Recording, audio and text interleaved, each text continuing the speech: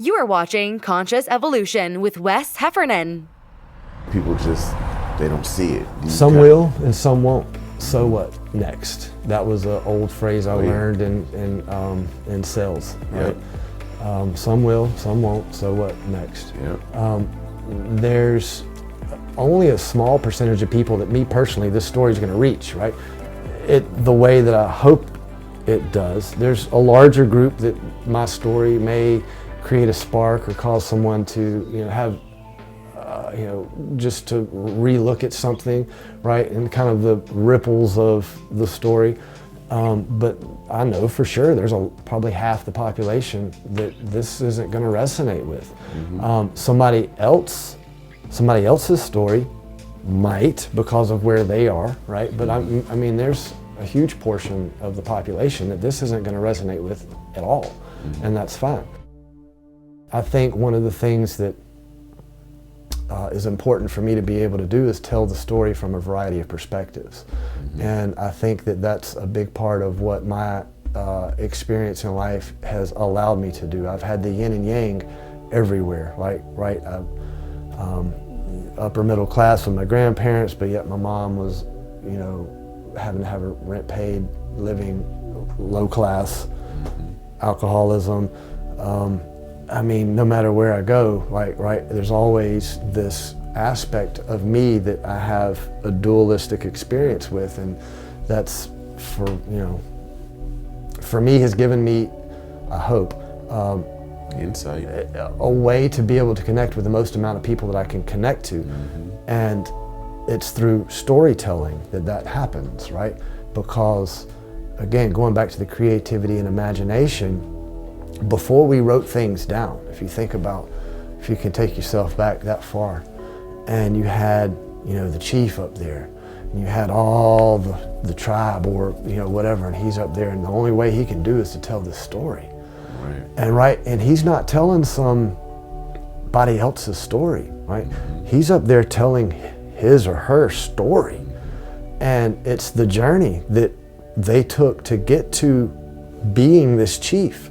And even with like Freemasonry, right? Or, the ancient Egyptians, you had to die and you had to traverse this abyss to be able to commune with those that had already taken this journey, right? And then you had to come back, and you see that in shamanism, you see it in a lot of things, where there's this journey that's taken mentally, maybe it's drug induced, right? I don't know the ins and outs, but there's this particular journey that takes this individual from flesh and bone, or blood and flesh, and when they come back, they're seen as the leader, the king, the ruler, and it's that journey that these stories, right? And so what the chief is able to do is, because he's experienced it, because he's gone through it, because it's real for him, he's able to bring that story to life in a way that the audience, if you think about when you're watching a movie or reading a book, right, you become that character when you're watching it, right?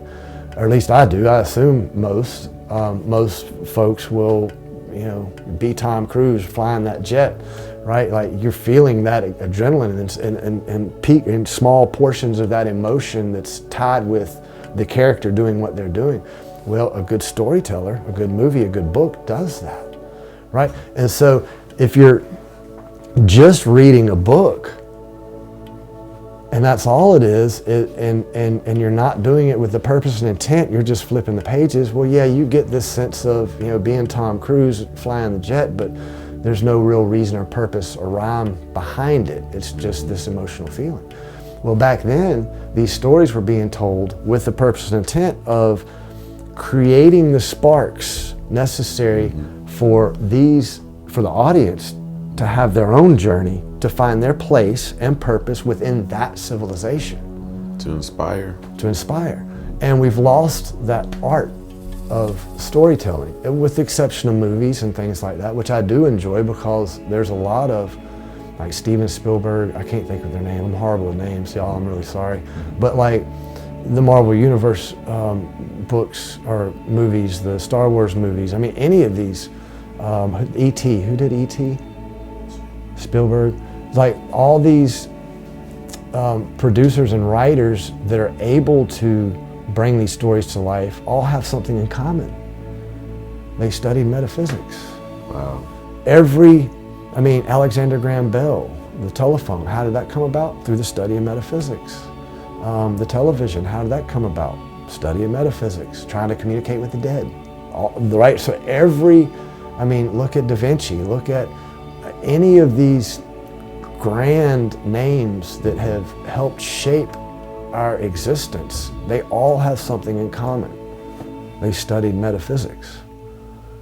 Tesla, right? Like, he was a little bit crazy, but still, all of them were searching for the deeper, greater, truer meanings of life, but also recognizing that there's an unseen and a seen portion, right? There's the skin, the boundary, which we see, but then there's all the inner workings of that.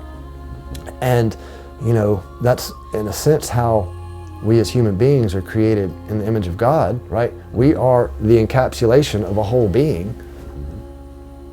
But internally, we're all these little bitty parts, and they keep getting broke down. Well, you have, your internal parts. Well, then you can break them down into the skeletal, the muscular, the respiratory, there's 7 of them actually, right? 7 major systems within the human body, and then you can take each of those and you can break them down into the individual bones, or the veins, the arteries, the heart, and the circulatory, the lungs, and whatever parts that, right? And so you can keep breaking it into smaller and smaller boxes, and then you eventually get to a point where you say, oh, well, they're all made of cells, but even when you look at the cells, they're different, right? And then you can, which we'll come back to that in a minute, but you break them down further and you get to atoms, and now you're kind of at the basic building block. Well, you can break them down further and get to the components of the atom, right? And so we are an entire universe encompassed in a boundary that we call skin, right?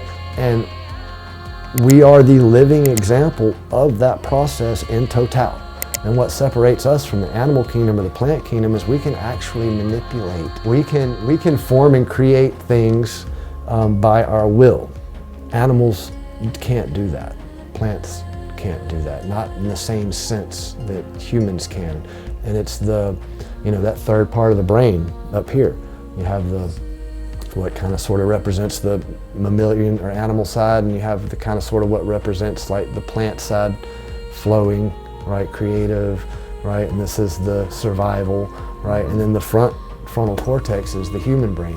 And as long as we're running in a state of survival, to make a full circle, we're only running from one side of our brain, and we're not allowing the other side to function, which means the human brain isn't functioning properly because it's being driven by one side of the overall brain. And so the two becoming one.